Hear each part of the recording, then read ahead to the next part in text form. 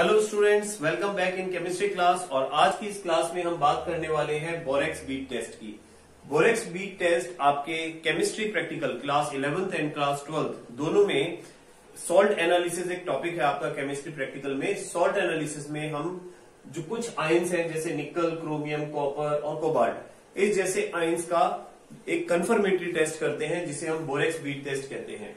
Actually borax beat test में इस test को परफॉर्म कैसे करते हैं सबसे पहले हम वो जानेंगे। इसमें हम लोग बोरेक्स को यूज में लेते हैं। बोरेक्स क्या है? Borax is nothing but sodium tetraborate decahydrate, इसे हम बोरेक्स कहते हैं।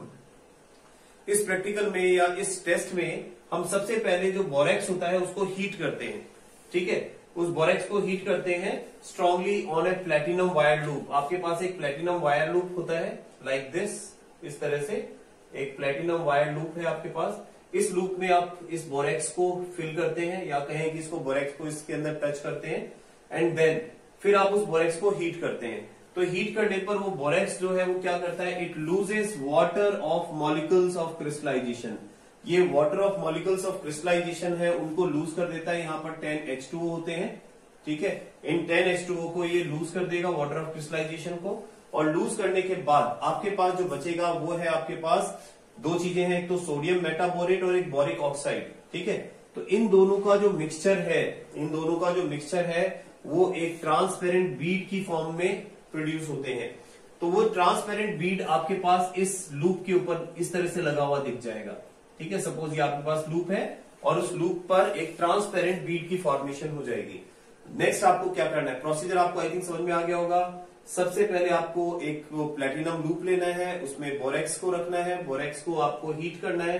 देन वो जो आपके पास में बोरेक्स है वो एक ट्रांसपेरेंट बीड में कन्वर्ट हो जाएगा। और ट्रांसपेरेंट बीड में कन्वर्ट होने के बाद जब वो मेल्ट होकर के उसने बीड बना दिया है, देन आपको क्या करना है?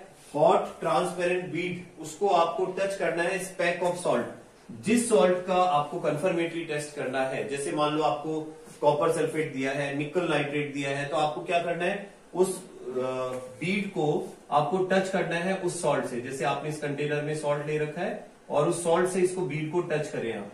ठीक है, तो डेफिनेटली वो जो सॉल्ट है वो इस बीड के कांटेक्ट में आएगा लाइक दिस, इसके चारों तरफ इस तरह से इसको कवर कर लेगा। Then heat in an oxidising flame, और फिर आपको क्या करना है? उसको ऑक्सीडाइजिंग फ्लेम के अंदर हीट करना है। ठीक है, और हीट करने पर आपके पास क्या होगा? ये जो बोरिक ऑक्साइड बन रहा है जिसे हम बोरिक एनहाइड्राइड कह रहे हैं, boric anhydride react with certain metal salt to form metaborate having specific color। तो यानी आपके पास में जो ये बोरेक्स बीड बना है जो ट्रांसपेरेंट कलर का है, जब आपने इसको सॉल्ट में टच किया और फिर उसको हीट किया तो डेफिनेटली ये आपस में रिएक्शन करेंगे। और रिएक्शन करने के बाद आपके पास में जो सॉल्ट का ऑक्साइड है, पहले वो सॉल्ट का जो, जैसे सपोज आपके पास में कॉपर सल्फेट है तो कॉपर सल्फेट से सपोज कॉपर ऑक्साइड बना।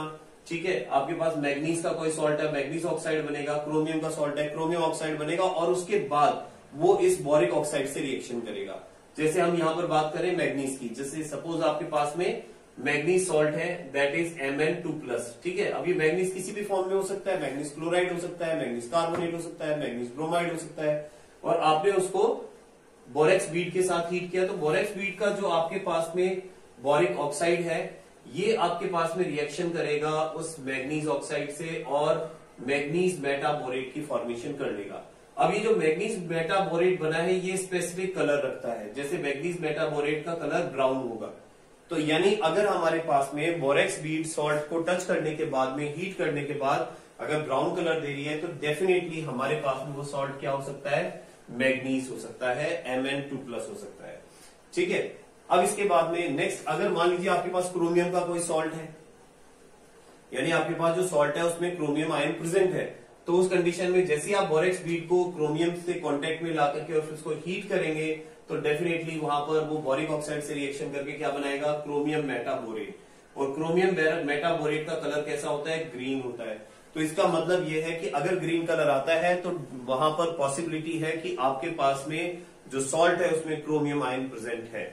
सिमिलरली अगर आपके पास कॉपर सल्फेट है या कॉपर का कोई सॉल्ट है, जैसे copper nitrate, copper sulphate, copper, कोई भी कॉपर का सॉल्ट है, तो जब आप उसको हीट करेंगे बोरेक्स बीड के साथ में तो डेफिनेटली वो कॉपर मेटाबोरेट बनाएगा। और कॉपर मेटाबोरेट का जो कलर होगा वो होगा ग्रीन। ठीक है, ग्रीन कलर दिखाई देगा आपको। ठीक है, सिमिलरली अगर आपके पास निकल ऑक्साइड है, मतलब निकल का कोई सॉल्ट है जो निकल ऑक्साइड बनाएगा, देन वो बोरिक ऑक्साइड से रिएक्शन करके और निकल मेटाबोरेट बनाएगा which is of brown colour. ठीक है, जिसका ब्राउन कलर होगा। और ऐसे ही कोबाल्ट की अगर हम बात करते हैं तो कोबाल्ट बोरिक ऑक्साइड से रिएक्शन करके कोबाल्ट मेटाबोरेट बनाएगा जो कि ब्लू कलर के बीड्स प्रोड्यूस करेगा। ठीक है, तो इस तरह से आपको पता चल जाएगा कि जो आपको अगर ये सॉल्ट दिए गए हैं तो हम इसको बोरेक्स बीड टेस्ट से भी कंफर्म कर सकते हैं। तो ये हुआ हमारा बोरेक्स बीड टेस्ट। अगले वीडियो के अंदर फिर वापस एक न्यू प्रैक्टिकल से रिलेटेड टॉपिक को मिलेंगे हम लेकर के, और तब तक के लिए पढ़ते रहिए, आगे बढ़ते रहिए। Okay, bye.